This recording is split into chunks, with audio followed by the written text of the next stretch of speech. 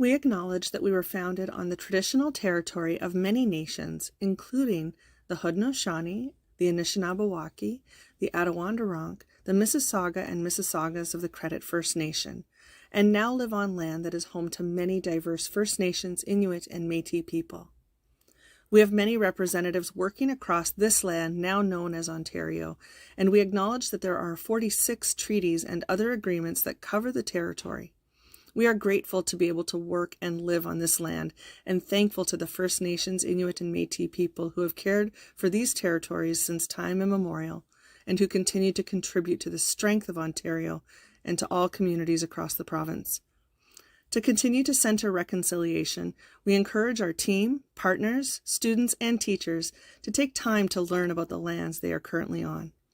Visit native-land.ca for more information.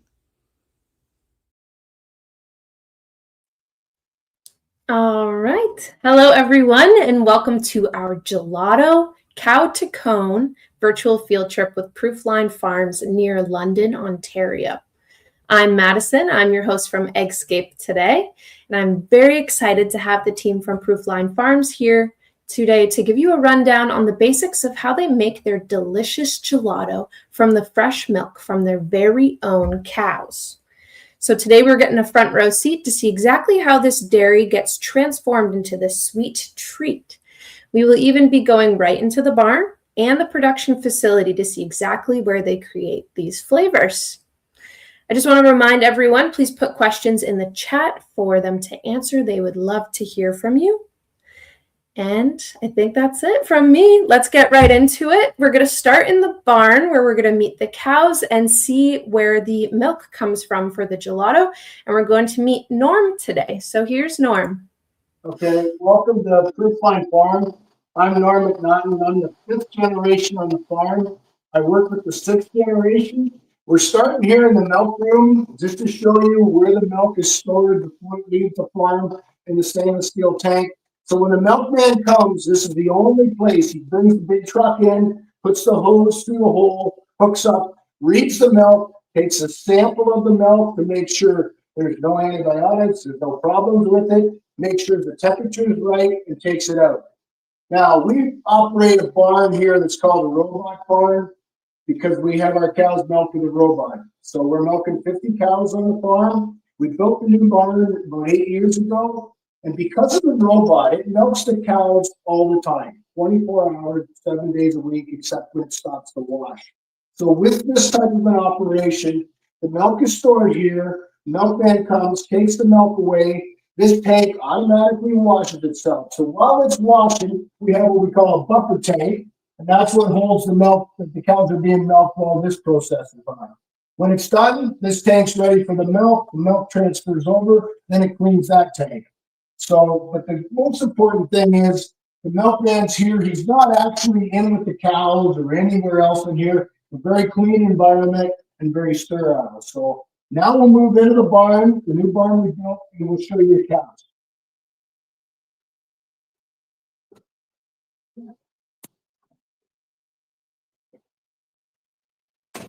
So the reason for building the new barn 8 years ago is the high ceilings for the air ventilation. This is an interesting day to be here because yesterday, as you all know, it was very hot.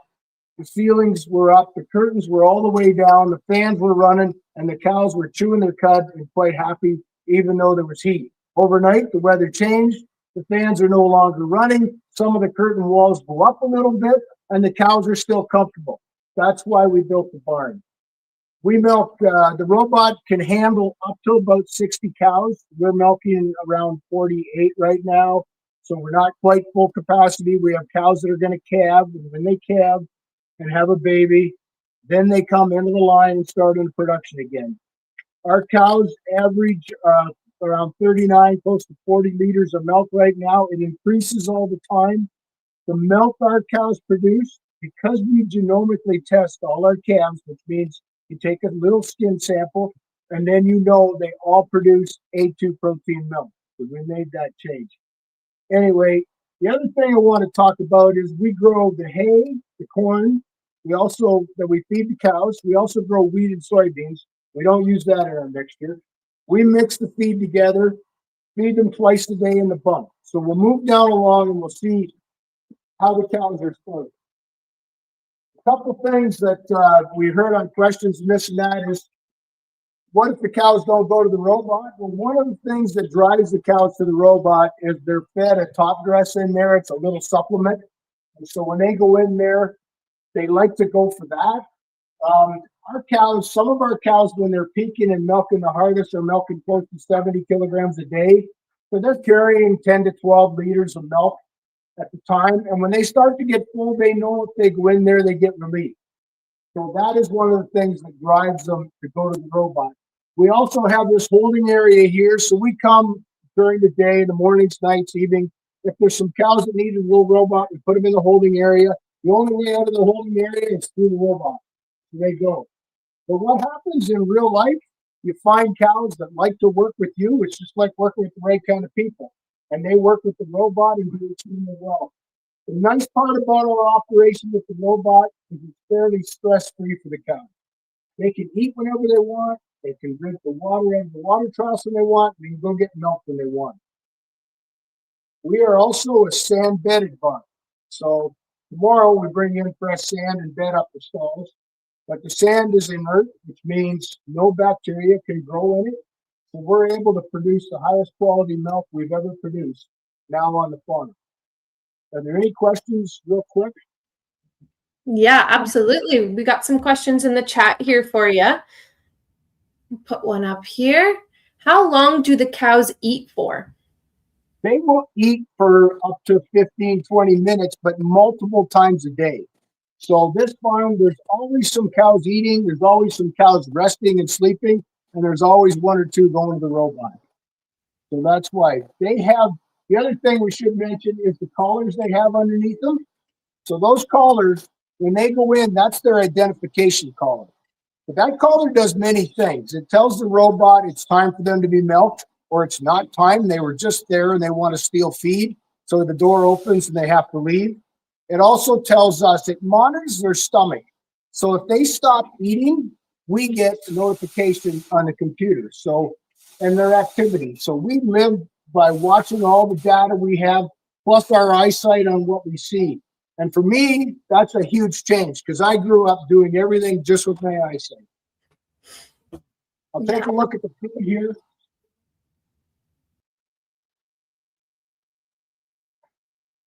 Right there is the tall corn stalks and the hay that grows, and it's all chopped up.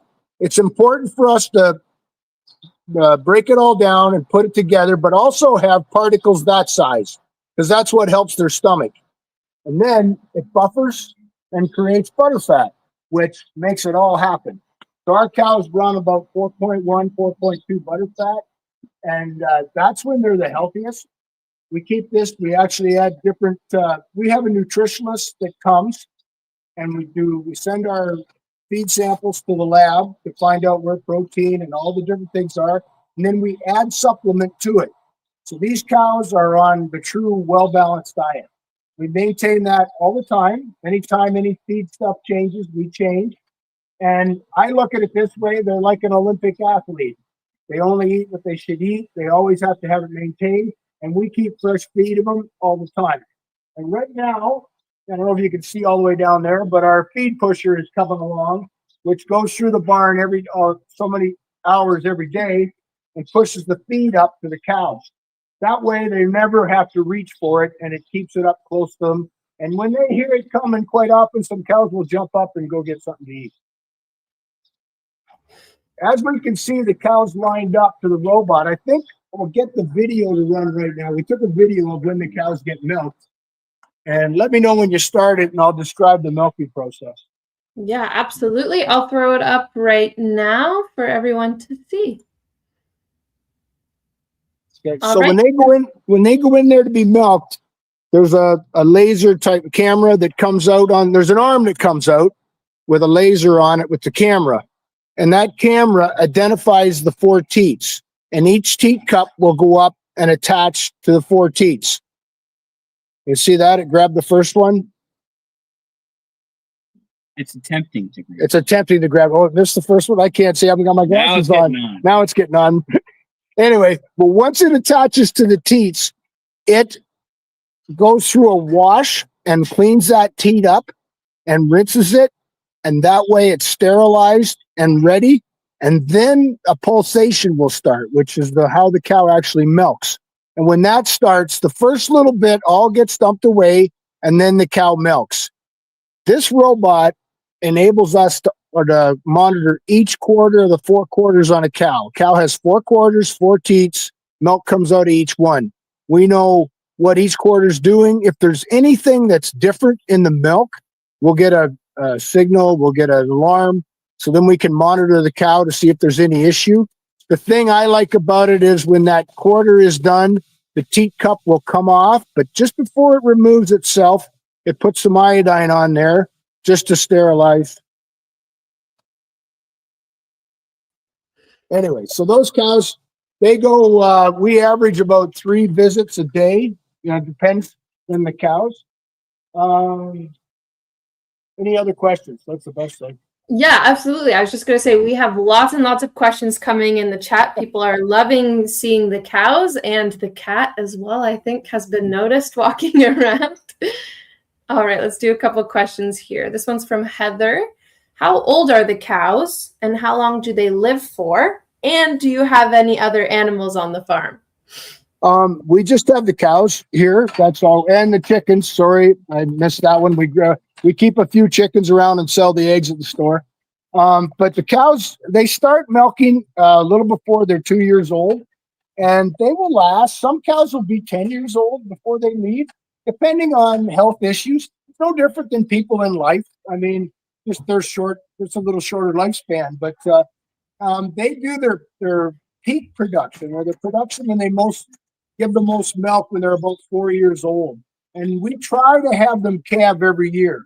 So our old barn over there is where we keep our dry cows. They go dry for 2 months or a little bit better than that. And they get some rest and relaxation, because once they have the calf, they're going to start back into production. And cows love to make milk. And when they make milk, they're working hard. So they need a break to get ready to do it. Other questions? Yeah, absolutely. Do you have any baby calves right now? We do have some baby calves. We keep them isolated in a calf barn. When the calf is born, the mother licks the calf off, dries it and everything. The most important thing with the baby calves is they get the right, it's called colostrum. It's the first milk from the cow and all the nutrients to get a good start in life. So we actually personally feed the calves because we need to know they get it. Some cows are better mothers than others. So this way we take that equation out of it. And then those calves leave the barn, they go into their isolation, and they're raised with calves. The interesting thing is we start them by themselves for a few days, and before long they're in a group of 2 or 3, and they tend to spend that time together the rest of their life. We even notice in the cow barn here, calves that are the same, when they become heifers, the cows hang out together. You'll see them laying in the stalls beside each other. They just have that natural herdy instinct that they all grow together. That's awesome. It's like kids in school. Yes, exactly. That's very cool. Awesome. Let's do a couple more questions, and then we're going to move over to the production facility. We'll just walk down the barn and I'll see the rest. Yep. Go ahead. Absolutely. Okay, this one is, does it hurt when the cows get milked? No. It's a stimulant. It doesn't hurt. You could put your finger in there, and what it does is this. It just squeezes and lets go. And that's all it is. And actually, when they're full of milk, that's a relief for them, because then the pressure's off their udder, and then they go on and they want to eat more. You look through there, there's a cow over there, her udder's getting full. It's time for, that's why she's down by the robot. She needs to go in and let that collapse, and it's a lot more comfortable for her. Awesome. Thank you. All right, let's do another question here. How long do cows sleep for? I don't know if they ever really sleep, but they do rest. They'll put their heads back a bit. Probably what we like about the stalls, they're in the sand, they lay there. It's more resting, and when they're resting, they're making milk.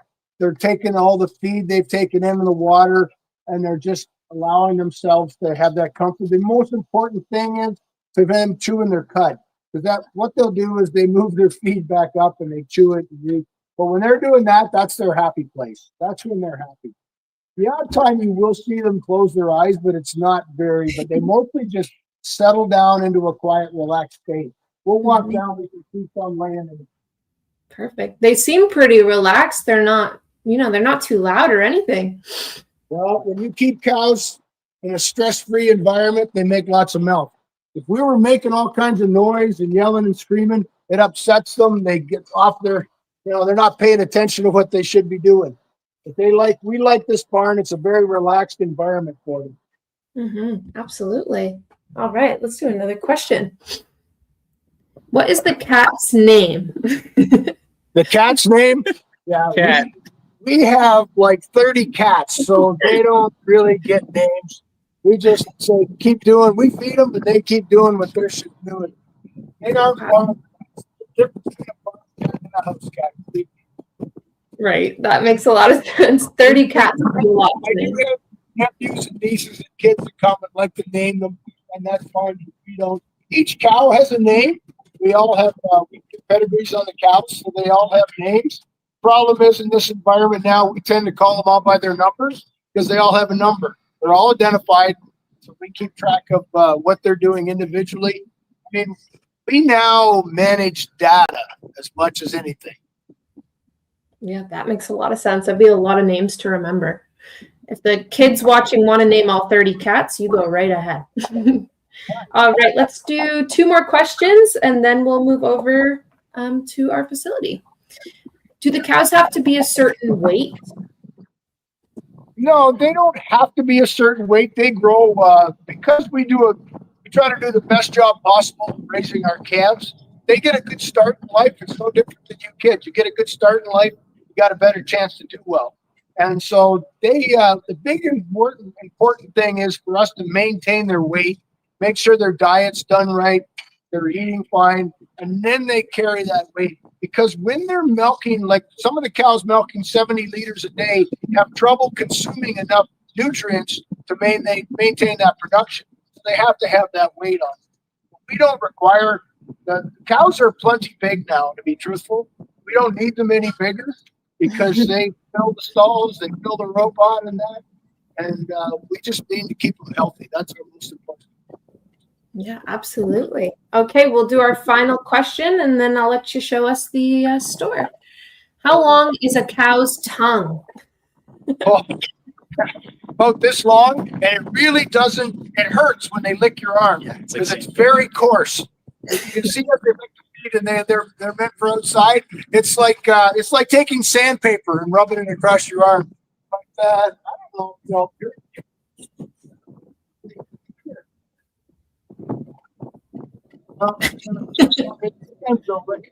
Anyway, but it's long. Just gonna back up a little bit. We'll show you where the store is. And that's your robot there that moves the feed? That's the robot, yeah. It's just stopped right now. We're gonna be getting our way. And you can see there we have some heifers out on pasture right now, and the black and white building up there is the store, and that's where we're going to. That's where we produce the gelato and sell it. Perfect. Any last comments to the people watching before we move on? Oh, I don't know. Thanks for taking the time to watch and see, but I just want you to know that we go out of our way to make sure the cows are comfortable, and new environments like this, the cows do really well, and we don't do near the work, and that's probably the most important thing, and that's what makes us all happy. We like to see happy cows, happy people, happy products. Absolutely. Thank you so much, Norm, for all you do and for helping us have milk in the grocery store to drink. So thank you for all your hard work and for all the questions you answered. There's a ton more coming in that unfortunately we don't have time for, but yeah, thank you. And we will move on to Janan and Steve in the store.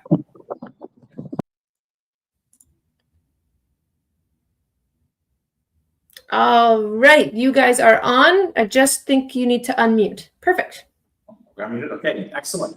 So welcome to our creamery. So as my dad was pointing out, this is kind of at the other end of the farm. And then this room here is where we make our gelato. So the big bulk tank that my dad showed way back at the very beginning of the tour, where all of our milk in the barn is stored, it gets picked up every other day. And then twice a month, that milk gets trucked to a different farm that has a pasteurizer on their farm. And what we do there is the milk gets heated up to 72 degrees Celsius for 15 seconds and then cooled back down.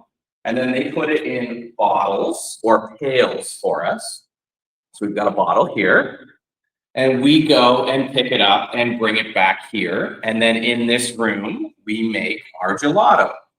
So gelato is very similar to ice cream, has the same basic ingredients as ice cream, but it's just formulated a little bit differently. So with gelato, we're generally 10% fat or under, and ice cream is generally 10% fat or above. So we use more milk in our product, and then ice cream uses more cream. But there's basically 4 ingredients in our gelato. So milk, a little bit of cream, some skim powder, sugar, and then we also add guar gum as a stabilizer just to kind of make everything work. And there's 3 key pieces of equipment that we use to make the gelato. So we have our own little pasteurizer here. We have a batch freezer, and then we have a big blast freezer. So this pasteurizer is the very first step in the process. So we lift the lid on this, we pour in our milk, a little bit of cream, we add our sugar and our skim milk powder, and then we heat it up. And inside here, everything's turning and spinning. It gets really, really hot. It gets about 85 degrees Celsius. And then we cool it back down. And then that is good to be aged for about 4 hours. And then we can keep that base, which is basically just an unflavored mix ready for gelato. That's good for 3 days. So from there, we'll take a pail and we'll essentially fill the pail on this spout here. And we bring it over here. And then we'll add whatever flavoring we're going to do.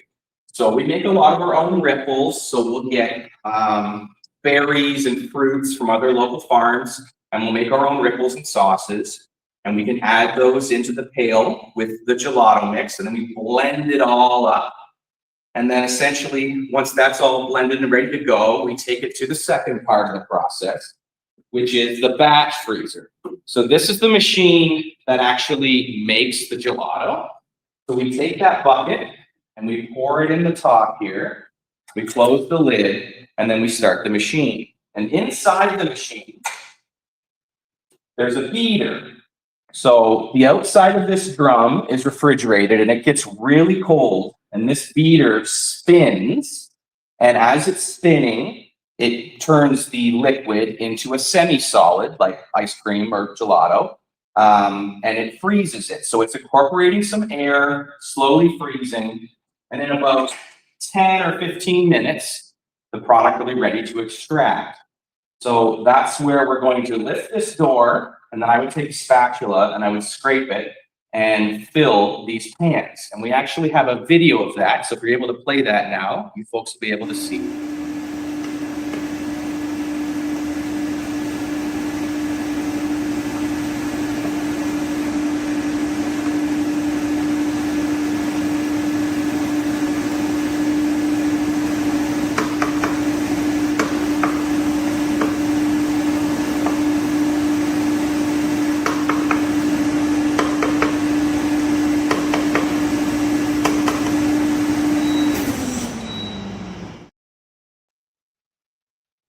Okay, so that's the extraction process. And then we take our pans and we put them into the third piece of equipment, which is the blast freezer. So this freezer runs at about -40 degrees Celsius, so it's extremely cold, and it freezes our gelato rock hard very, very quickly. And that's really important for maintaining the quality of the gelato over a long time frame. So once it's frozen rock hard in here, then we'll transfer it to our main storage freezer, and it'll be ready to go out for sale whenever we need it. This whole room is washed down. There's a video of it. Oh, is there a video of the blast freezer? Oh, super. Oh, yeah. Let's play that video of the blast freezer then.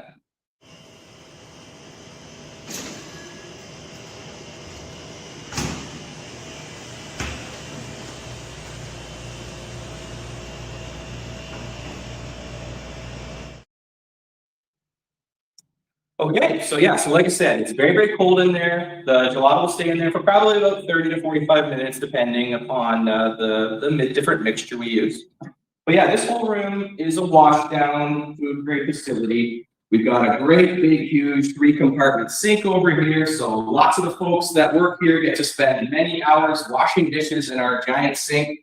We also wash all of our equipment and all the floors and the walls and everything to make sure we maintain a sanitary environment here, which is really, really important because we want to make sure that whatever we produce to sell to maybe you folks or anybody else is food safe and the best quality we could possibly get.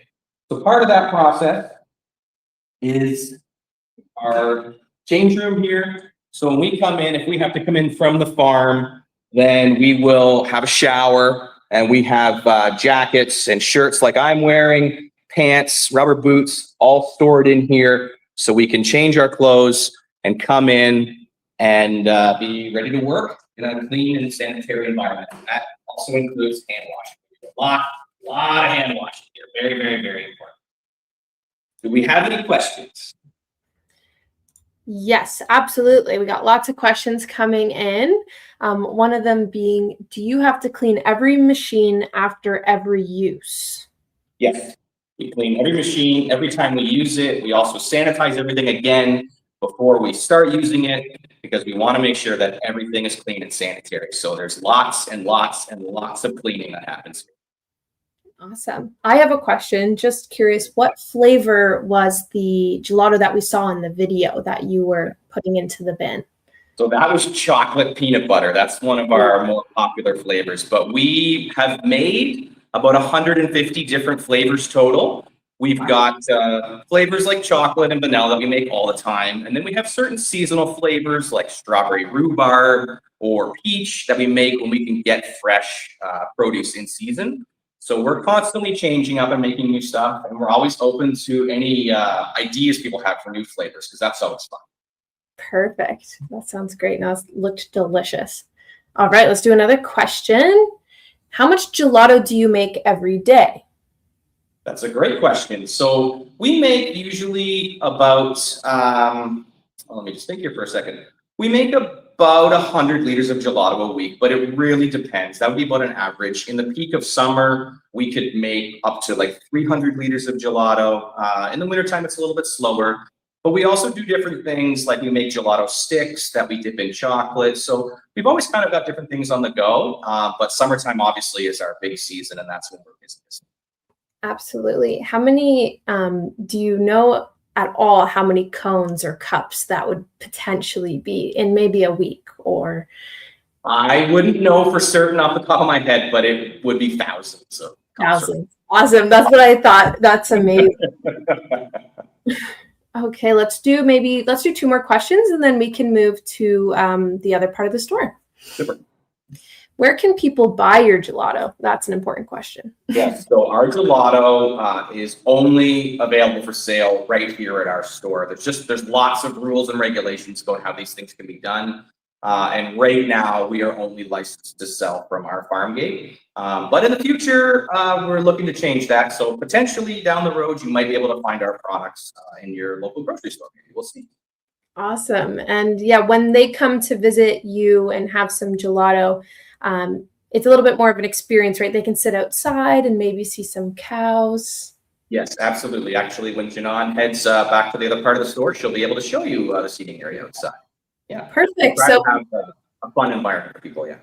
Awesome. I was just going to say it's worth the drive.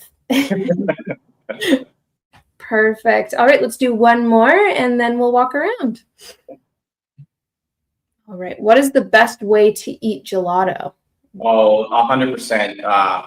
Scooped out of the cabinet into a cup or cone, whatever you choose. I prefer a cone, but fresh gelato scooped into a cone on a nice day, sitting outside, seeing some cows on the pasture. That's the best way to eat gelato, in my opinion. Absolutely. And what's your personal favorite flavor? Oh, that's really tough. That's really tough. I would probably say my personal favorite flavor is chocolate hazelnut. It's so good, and it's one of my favorites to make too. So Absolutely. Okay, that's great. Well, thank you so much. Are you coming with us to the store, or are we saying goodbye to you? I'm a little bit behind, but I will meet you guys out there. I just have to take all my production gear off, so it takes me a little bit longer to make it out to the store. Okay, perfect. Just was wondering if we had to say goodbye to you yet. All right, perfect. John, I'll let you take over and show us the other part of the store and your pasture.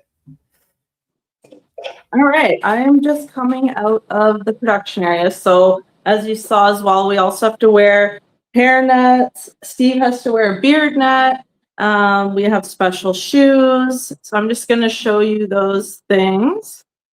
We actually have special Crocs, production Crocs we get to wear back here. So that's what I was wearing. Or if they're thinking they're going to get messy, then they put on these special rubber boots. And you'll notice everything is white so that we can see what needs to get washed. It makes it pretty clear what's clean and what's not. These are our production coats. So they also wear those when they're in there making things. So we've got a whole bunch more hair nets and everything gets stored back here. Sometimes, you don't see this side of things. We do laundry every day, making sure everything gets cleaned every day. And this is where all the staff come in, because this is also our staff room back here. So when they take a break, they get to hang out back here. There you can see, so this is the back entrance, the staff entrance, and then that's the farm down that you were just with Norm over there. So when we need to, we can come up this path here. There's a few cows out in the middle of the pasture. And then this is our seating area. I'm just walking around the back side of the building right now, but this is open for people to come and sit and enjoy. And I'm going to head into the store. We also have windows on the outside so people can see into the production area, which is fun when they're making gelato. All right, here we are heading into the store. Oh, there's Steve's grandma. She's always around to help too. We're very much still a family business. So this is the what you see when you walk in. We've got all kinds of cool things from other local businesses, and there's indoor seating where you can have your gelato. We have a huge freezer. So all 4 doors here are all freezer because we sell our own meat and things like that as well. We sell pizzas, pierogies, meat pies. And then here we've got our tubs of gelato. So we, like Steve said, we always make vanilla and chocolate, but then all these other flavors just get made each week. And we also have non-dairy sorbet, which also is a nice option if you can't have milk.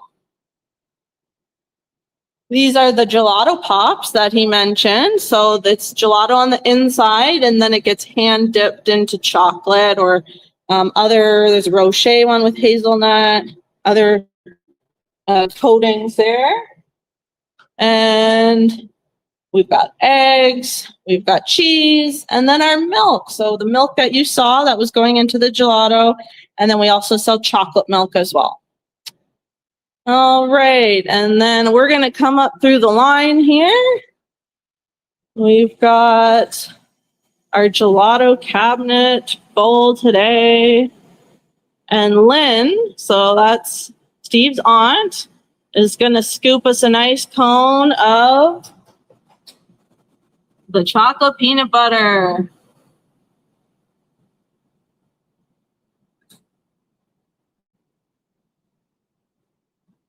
Which we will get to enjoy. Thank you, Lynn. You're welcome. All right. So Steve joined us here. Oops, can you hold that? Yeah, I can hold it on, no problem. Yeah, he's gonna eat probably. After all this hard work, eh? Yeah, correct. We have any questions? Yeah, absolutely. Also, that looks delicious, making me want to go grab some gelato right after this. And hopefully some people did. A question, where is the store? So we're about 5 minutes north of London, Ontario, near Ilderton. At a sort of main intersection is Richmond and Ilderton Road. So we're actually not that far from the city. We get a lot of folks that come in from London and surrounding area. Awesome. All right. When did the store open? We opened December 2023. So we worked on the business plan for a while, like a couple of years. Yeah. We had to build this. So this is a new building that was built all during 2023. Took a year to build. And then the store finally got the permit to open in December 2023. So 2.5 years we've been open. That's awesome. All right. What's your most popular flavor? Well, most popular flavor, vanilla and chocolate. Those are just staples. And then, I mean, rotating stuff would probably be milk and cookies. We make one with crushed up little bits in it, and coffee. A lot of the grown-ups like the coffee gelato. They all have their fans, though. Usually whatever's new. Whatever's new, yeah. Yeah, absolutely. And I think last time we chatted, we had a little bit of a challenge for the students watching. Did you want to share the challenge?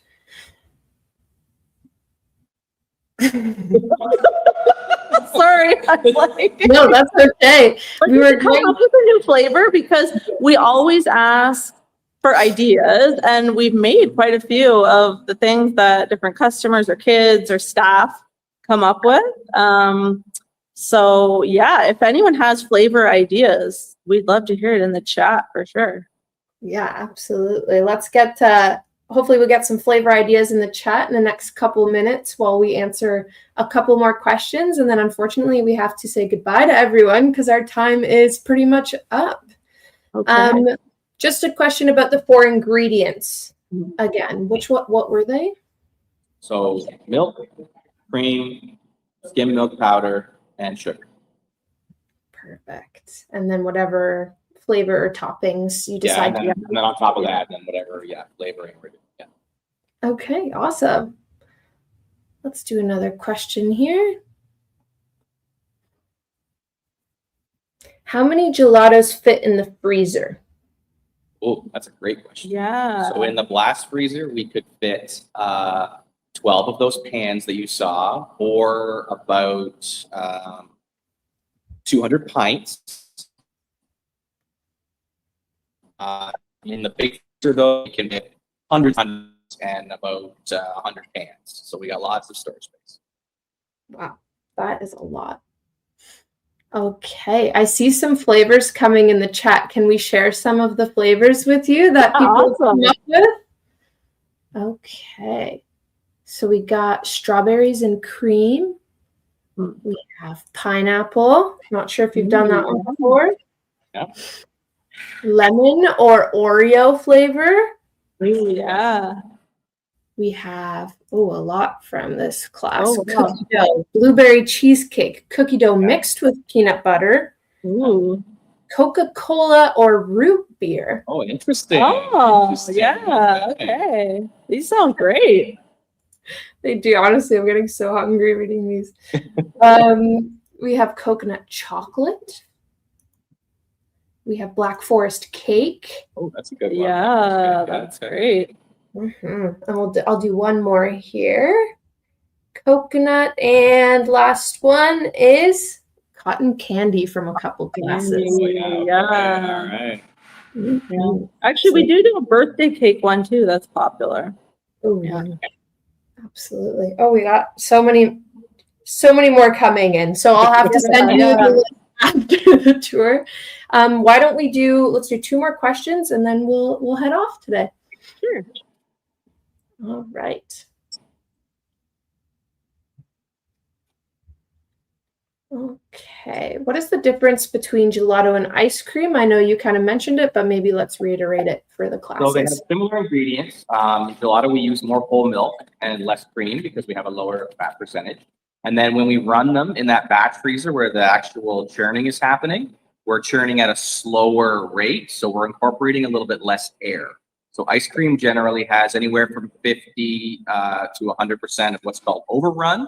So it incorporates a lot more air, where gelato generally only has about 30% overrun. So there's less air inside the product. So even though we actually have less cream, less milk fat in gelato, sometimes it tastes creamier because there isn't as much air in here. There's a couple other discrepancies as well, but those are like the big things. Very cool. Okay, last question here. Does the type of cow affect the flavor of gelato? Not so much the type of cow, but what the cow eats. So a cow's diet will impact a little bit what the flavor of the milk is. So that's kind of more of a consideration than necessarily the type of cow, but some cows also produce more milk fat than others, so that can also impact. Awesome. Thank you so much. All right. So in terms of time, we are at it today. And I just wanted to say thank you so much for showing us how gelato is made, all the way from the cows that you milk to seeing it in the cone there in your hand. Is there anything you want to say to everyone before we head off today? No, it was a blast. We had fun. Hope you learned lots of new things all about cows and gelato. And hi, Cameron, if you're watching. Awesome. Thank you so much. Thank you for all your hard work. Your farm and store look beautiful, and hopefully some people can get out to it that are near London, or maybe you do a road trip to go visit this summer. But I know I'm definitely going to check it out at some point whenever I'm over there. Thank you everyone for watching. Your wonderful questions. We could not even get close to getting to all of them today, but definitely take those questions and look them up with your class and continue to learn about where your food comes from and delicious gelato. Thank you all for watching, and we'll see you next time. Bye, everyone. Bye.